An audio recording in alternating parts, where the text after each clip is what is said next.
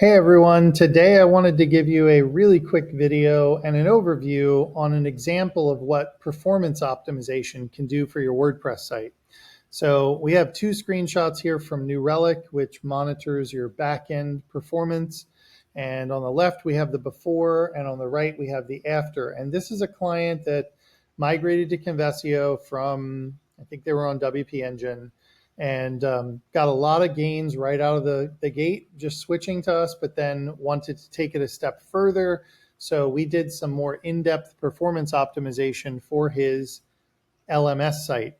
So being that this is a membership site and people were logging in to take courses and watch videos, a lot of this could not be cached. So it really is important to have a high performance back end for your site.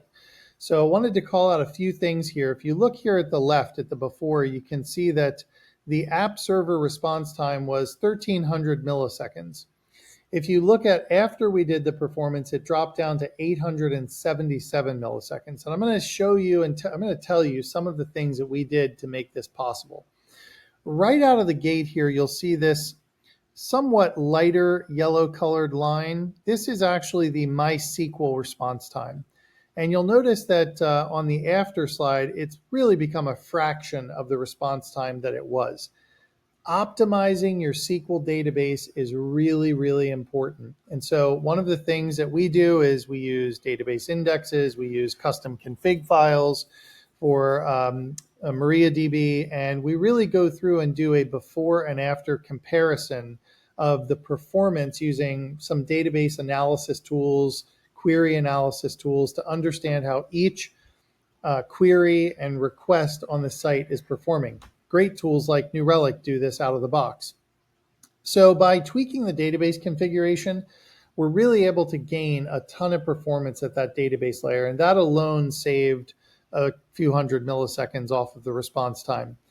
The other thing that we did was ensure that they're running the latest version of PHP. One of the things that we see is, performance with PHP on 7.4 is far less performant than if you're running 8.2 or 8.3. So we want to get people up to the latest version of PHP. That's going to shave off hundreds of milliseconds on your PHP processing time.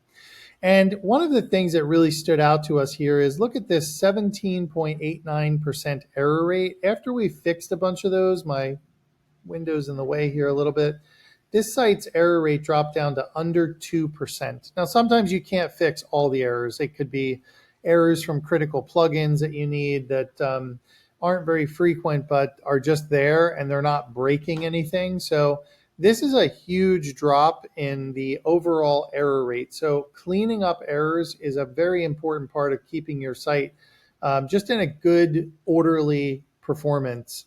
And it also makes troubleshooting much easier because you don't have thousands of errors to look through every time. You'll notice here that this represents a 35% back-end performance gain between the before and the after.